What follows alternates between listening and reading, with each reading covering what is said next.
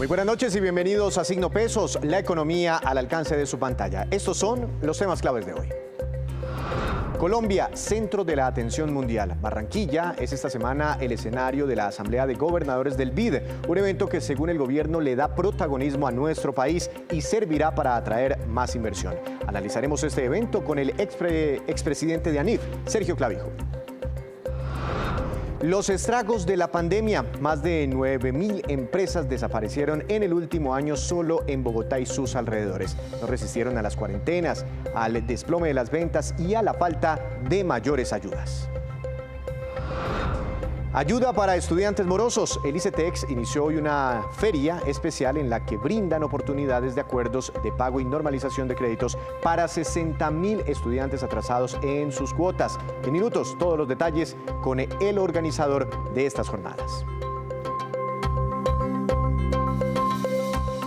Comenzamos esta emisión hablando de un tema clave para esta semana, la Asamblea del Banco Interamericano de Desarrollo, que se realiza en Barranquilla y que reúne a ministros, líderes, analistas, presidentes inclusive y empresarios de Iberoamérica y otras latitudes. Para analizar la trascendencia de esta Asamblea del BID, le doy la bienvenida a esta hora de la noche al doctor Sergio Clavijo, reconocido columnista, analista y profesor económico y expresidente de ANIF. Doctor Clavijo, buenas noches, gracias por estar aquí en Signo Pesos. Gusto estar con ustedes analizando estos temas económicos. Doctor Clavijo, un placer tenerlo aquí en Signo Pesos. ¿Cuál es la importancia para Colombia el hecho de ser sede de un encuentro como este, como la Asamblea del BID? Bueno, difícil imaginar una coyuntura más importante para la recapitalización del BID. Qué bueno que nosotros seamos la sede ahí en Barranquilla. Van a tener que hacer una gran tarea los presidentes, en particular el presidente Duque, para lograr esa recapitalización del BID, precisamente para ayudar a los más necesitados, que se estima que en la región se va a disparar en cerca de un 10% la cantidad de familias afectadas por la pandemia. Vamos a necesitar más recursos, vamos a necesitar más infraestructura y de allí la importancia de este evento, esta asamblea en Barranquilla. ¿Qué es recapitalizar el BID? Recapitalizar el BID, donde cerca del 25% de los votos lo tiene Estados Unidos, implica que los países ponen de forma soberana recursos adicionales para prestarles a estos países, especialmente los más afectados por la pandemia, entre ellos Colombia, y se han hecho varias capitalizaciones, pero esta en particular va a ser muy importante dado los efectos de la pandemia.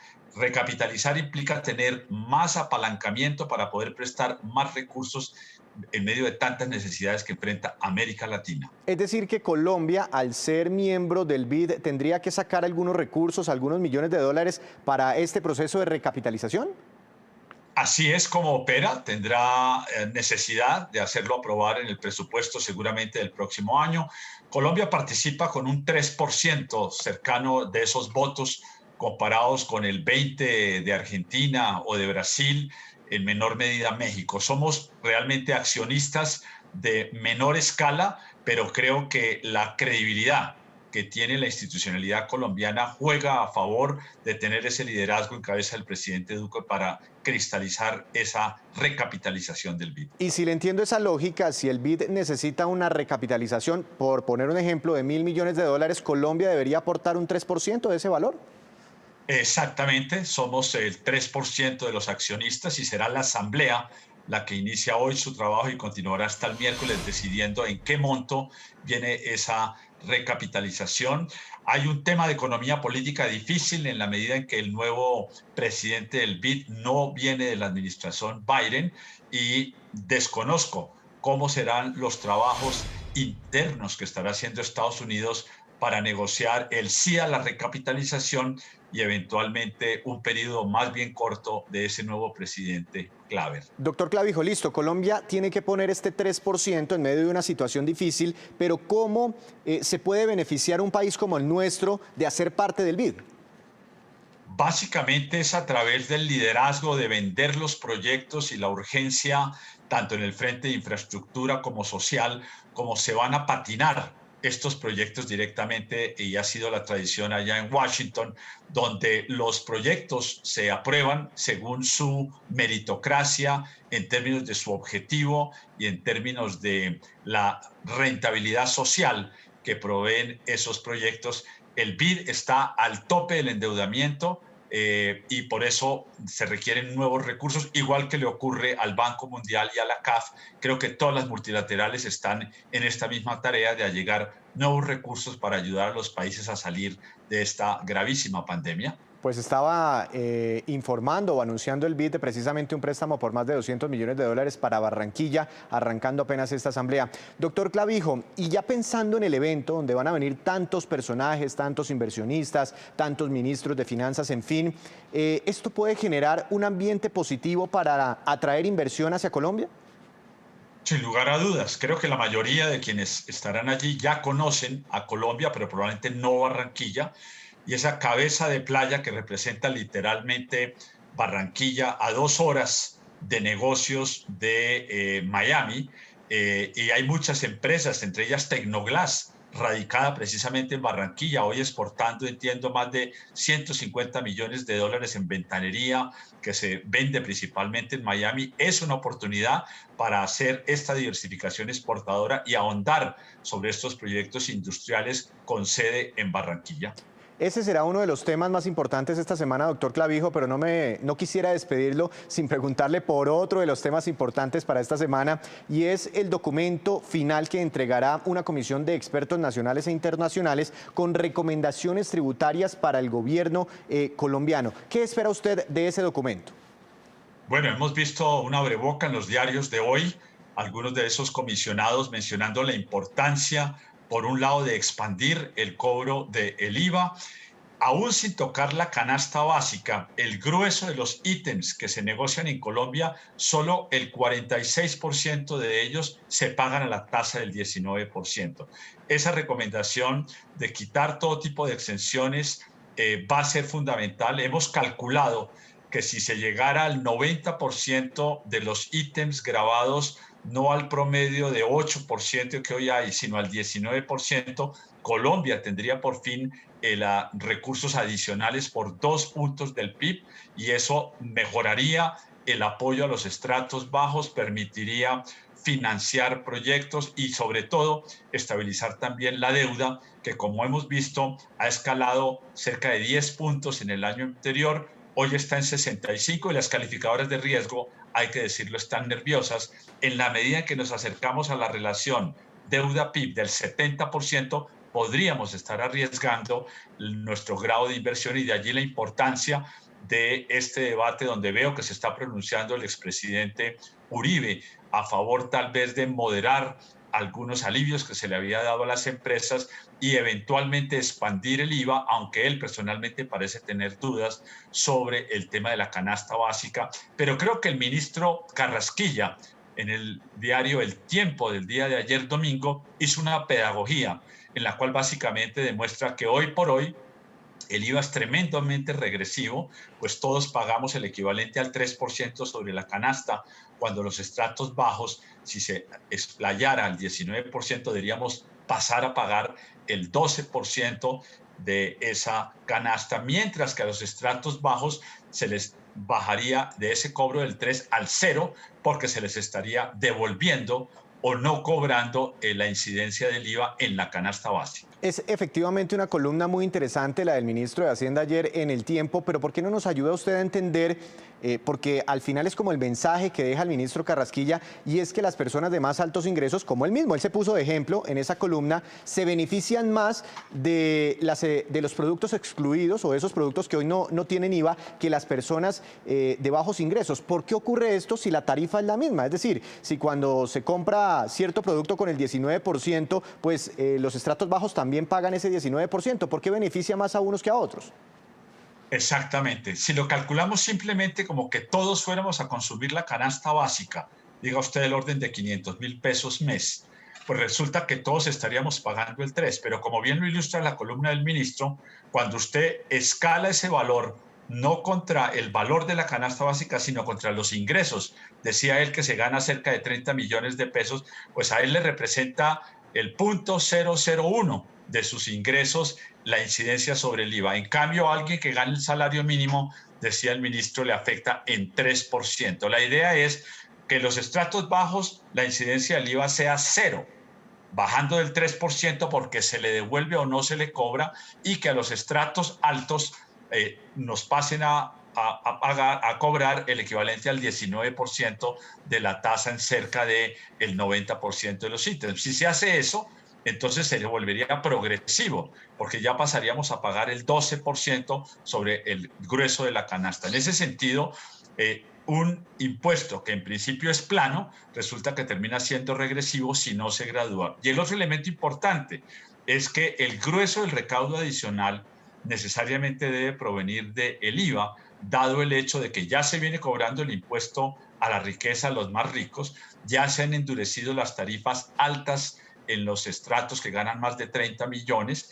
Luego realmente queda reversar algunos de los beneficios que se habían dado a las grandes empresas, sobre lo cual enfatiza, por ejemplo, el presidente Uribe, que tal vez no es procedente cruzar el otro 50% del ICA, y también ir al 31 o 30% de tasa de imporrenta, dice el presidente Uribe, no luce como procedente en este momento. Así que si hacemos todo eso, va a haber un gana-gana en términos de mayor recaudo, mayor focalización del gasto y un poco más de equidad en el mismo cobro de la canasta básica, que hoy, como lo ilustra el ministro Carrasquilla, es terriblemente inequitativo. Doctor Clavijo, una última pregunta. También dice el expresidente Uribe que esto políticamente es muy difícil, es decir, que aprueben en el Congreso que más productos tengan IVA. Si eso no se logra, Colombia está condenado a ver disminuida su calificación crediticia, porque es que se necesitan 1,5 puntos porcentuales de manera permanente para tranquilizar a las calificadoras de riesgo. ¿O hay más opciones, hay más alternativas para conseguir esos recursos? Yo creo que la alternativa de si no se logra todo lo que se está solicitando en términos de IVA, por ejemplo, que se aprobara escalar la tasa que hoy promedia 8% al 19% en los productos, excepto los de la canasta básica, que hoy ya están igualmente grabados al 65%, quiere decir que probablemente nos faltaría medio punto adicional del 1,5 que usted menciona. Eso, por ejemplo, se podría allegar a través de regresar a la tasa del 33% en el imporrenta de las empresas. Se podría allegar a través, por ejemplo, de bajar el umbral de cobro del impuesto a la riqueza, que arranca en 5.000 millones de pesos, pero solo lo pagan 5.000 colombianos, y empezar más bien como el propio Uribe lo había instituido en el 2002, arrancando desde los 1.000 millones netos de los 350 millones de pesos iniciales de una vivienda. O sea que hay formas de hacerlo. Lo que sí creo que es un error es pensar es que solucionamos el problema tributario haciendo ese enroque financiero entre Ecopetrol e ISA. Eso en realidad se parece mucho al juego de dónde está la bolita, pero no añade nada sustantivo. Creo que tenemos que pensar nuevamente en cuánto progresamos en el IVA, cuánto moderamos el imporrenta de las empresas y cuánto podemos más cobrar en los estratos altos, que de paso pues ya están rastreados en el sentido de que las últimas 3 reformas tributarias han subido la tasa efectiva de los estratos altos de un 5% de cobro a un cobro que hoy bordea entre el 28%, y si se sube el cobro del imporrenta realmente están en 32-34% de tasa efectiva. Doctor Clavijo, muchas gracias por esta explicación y por estos minutos para Signo Pesos. Gusto. Dos de los temas más importantes esta semana, la Asamblea del BID y la reforma fiscal del Gobierno Nacional. Ahora vamos con esta que es la cifra económica del día. Es la siguiente, menos 1,6%, y corresponde a la caída registrada en la producción industrial de Colombia durante enero en todo el país.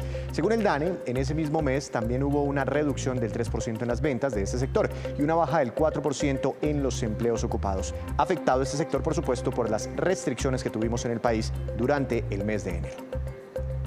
Y a propósito de industrias y de producción, un estudio de la Cámara de Comercio de Bogotá reveló que 9.000 empresas desaparecieron solamente en la capital del país y en la región metropolitana en el último año. Todo por cuenta de los efectos derivados de la pandemia. Veamos.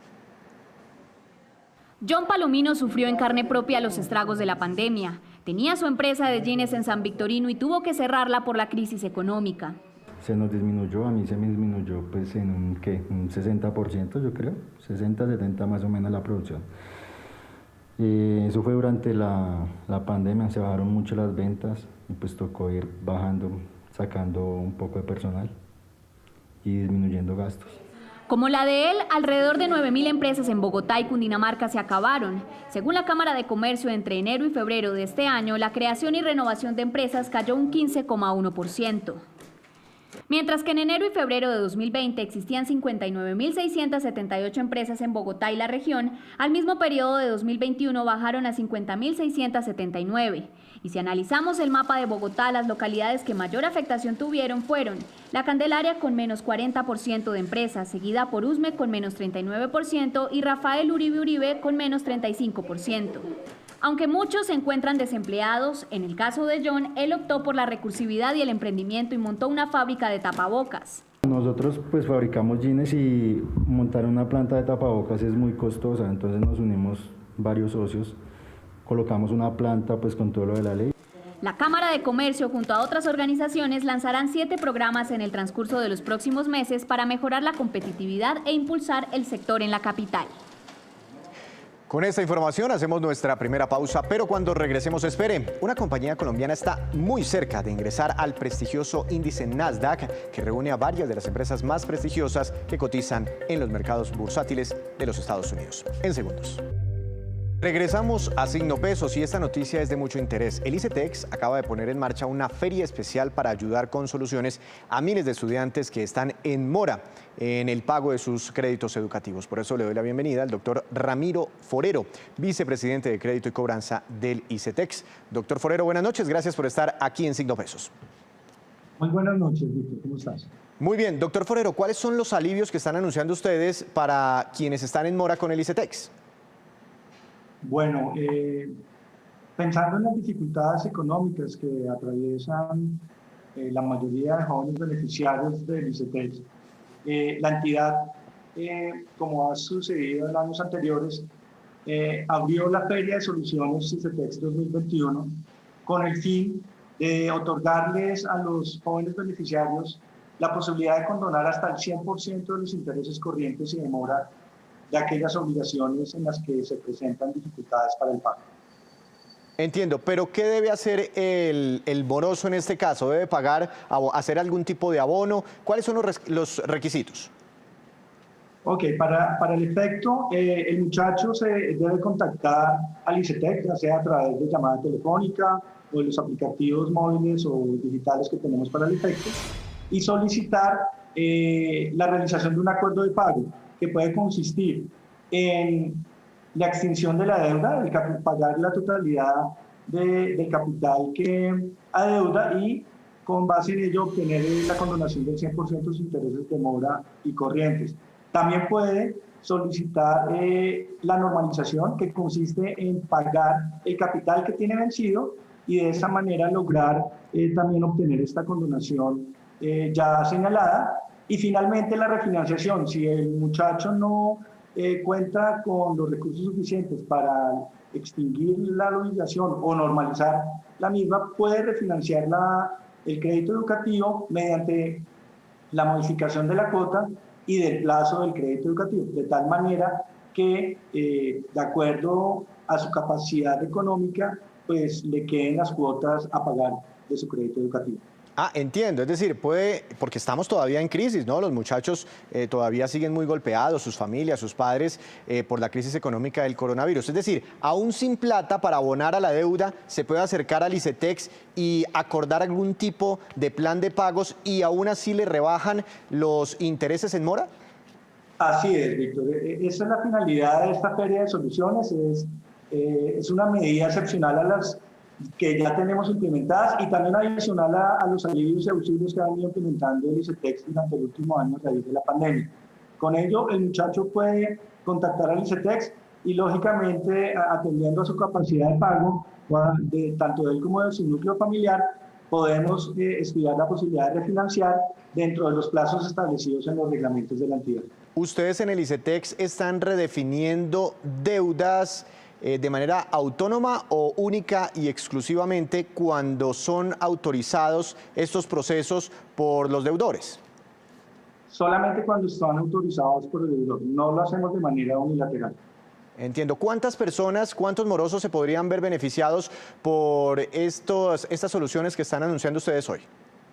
Ok, Víctor, de acuerdo con las proyecciones y los análisis que hicimos y entendiendo la población objetivo para la cual va dirigida esta feria de soluciones, alrededor de 60.000 jóvenes beneficiarios del ICETEX podrían verse positivamente afectados por estas medidas. ¿Y cuántos jóvenes tienen créditos en el ICETEX? Estamos hablando de 60.000 de un universo de ¿cuánto, más o menos? A la fecha tenemos alrededor de 383.000 muchachos que tienen créditos vigentes con el ICETEX y que están de alguna u otra manera pagando cuotas sobre los niños. ¿A cuánto asciende la cartera colocada hoy del ICETEX y qué porcentaje de esa cartera está en mora aproximadamente? El ICETEX tiene una cartera total colocada de aproximadamente 6.9 billones de pesos y nuestro índice de cartera vencido está alrededor de los 600.000 millones de pesos. No, estamos alrededor de un 9% de cartera vencida. ¿Qué pasa si un estudiante está ya en el proceso de cobro coactivo? Puede acercarse al ICETEX y solicitar alguna de estas herramientas para lograr solucionar las dificultades que tiene para el pago de su crédito y de esa manera pues lograr que este no se convierta en un problema, sino todo lo contrario, en una herramienta que impulse su proyecto de vida. No es un obstáculo que se encuentre en un proceso jurídico. ¿Hasta qué fecha tiene plazo el deudor moroso de acogerse a este beneficio? Perfecto. Empezó el día de hoy la Feria de Soluciones, hoy 15 de marzo, y se extenderá hasta el próximo viernes 26. Bueno, lo importante es por lo menos presentarse y llegar a algún tipo de acuerdo de pago. Y bueno, ¿y el interesado dónde puede conseguir más información? Bueno, lo puede conseguir en las líneas telefónicas que tenemos a nivel nacional y también en Bogotá, que están señaladas en la página web de la entidad. También en la página web podrá identificar los links que lo llevarán también a través de una asesoría digital. Y finalmente, para esta feria, el ICETEX ha implementado un nuevo servicio de asesorías virtuales a través de la plataforma Teams. A quienes estén dentro de esa población objetivo de la feria, les estaremos enviando una pieza con dicho vínculo para que pueda recibir esa asesoría directamente por el ICETEX. Doctor Forero, muchas gracias por esta información aquí en Signo Pesos, por esta explicación. Que tenga una feliz noche. Lo mismo, feliz noche, Víctor. Muchas gracias. Información entonces relevante para los deudores del ICETEX, principalmente para esos deudores que están en mora. Con esta noticia hacemos otra breve pausa, pero ya les contamos datos interesantes sobre las licencias de conducción de los colombianos. En segundos, aquí en Signo Pesos.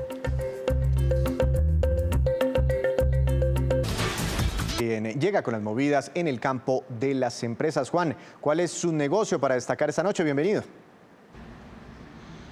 Víctor, buenas noches. Hoy le voy a hablar de la que podría ser la segunda compañía colombiana después de Tecnoglass en cotizar en el Nasdaq, que es el segundo mercado de valores más grande de Estados Unidos y que está muy dirigido a empresas de alta tecnología, telecomunicaciones, biotecnología, entre otros.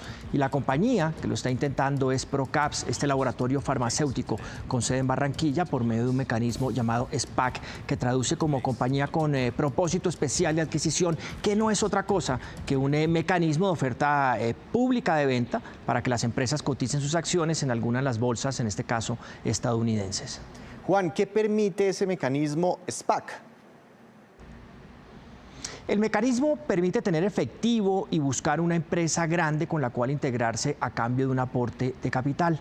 Dice el Mercurio de Chile que el empresario farmacéutico de ese país, Alejandro Weinstein, responsable de la estrategia de fusiones y adquisiciones de Procaps, está en esa búsqueda para que el laboratorio cotice cotice en Nasdaq y pueda capitalizarse en unos 300 millones de dólares que también vendrían de otras fuentes de financiamiento. Si el plan sale bien, Procaps pudiese estar cotizando en el Nasdaq iniciando el segundo semestre de este año. Weinstein ha sido socio de algunos miembros de la familia fundadora de Procaps en inversiones de capital privado dirigidas a compañías de la industria de la salud en Estados Unidos. El listarse en una bolsa internacional les da una gran exposición en el mundo. Pero Juan, cuénteme un poco más sobre la historia de Procaps.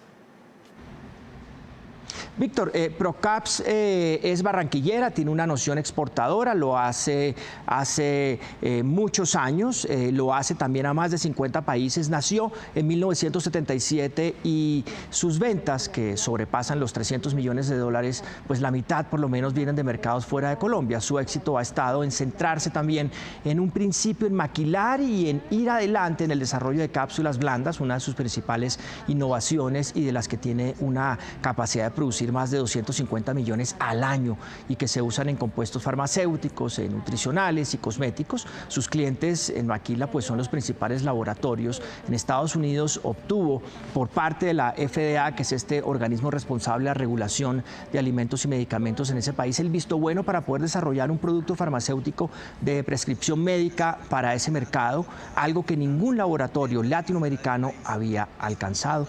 Procaps también tiene otros negocios y produce aceites de pescado, omegas, concentrados y también otros tipos de medicamentos y componentes alimenticios. Y esta pues es, Víctor, la movida de hoy sobre laboratorios y este caso de Procaps y su búsqueda por cotizar en el Nasdaq. Juan, muchas gracias. Lo esperamos mañana con más movidas empresariales. Ahora vamos con estos que son los indicadores económicos que usted siempre debe conocer antes de irse a dormir. La tasa representativa del mercado que regirá para mañana será de 3.575 pesos con 63 centavos. Subió solamente 33 centavos, estuvo muy quieto el dólar hoy. El petróleo de referencia Brent, referencia para nuestro país, bajó 0,71%. Se ubicó en $68 con 73 centavos por barril. El precio interno del café colombiano bajó y quedó en promedio a 1.150.000 pesos por carga para mañana. El índice Colcap de la Bolsa de Valores de Colombia subió 0,24%, impulsado por las acciones de Ecopetrol, que fueron las que más subieron, 4,29% de ganancia, mientras que la acción que más cayó fue la de Avianca, que tuvo un retroceso de 2,94%. Pero antes de despedirnos, los dejo con este dato. El RUND nos envía estas cifras muy interesantes sobre las licencias de conducción que hay en el país. En total, 12.761.000 colombianos tienen vigente una licencia de conducción. De esas, el 71%, es decir, la mayoría, corresponde a hombres y el 27% son licencias de mujeres. Hay 240.000 aproximadamente en la plataforma donde no dicen si son hombres o mujeres. Además, el año pasado, 510.470 personas sacaron por primera vez su pase de conducir. Eso significa una reducción del 11% frente al año 2019, datos afectados seguramente por la pandemia también. Así terminamos por hoy, pero los esperamos mañana con una nueva emisión y con toda la información económica que usted siempre necesita saber. Recuerde, esto es Signo Pesos, la economía al alcance de su pantalla. Que tenga una feliz noche.